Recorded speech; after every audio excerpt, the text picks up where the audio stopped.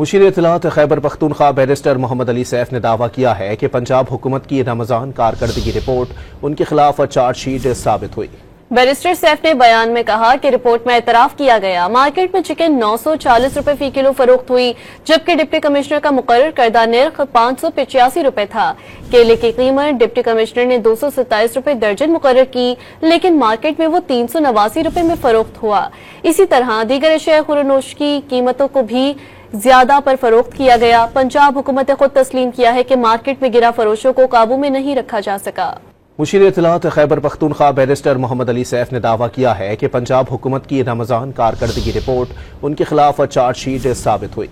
Barrister Saif ने बयान में कहा कि रिपोर्ट में एतराफ किया गया मार्केट में चिकन 940 रुपए फी किलो फरोख्त हुई, जबकि डिप्टी कमिश्नर का मुकर्रर करदा नर्ख 585 रुपए था।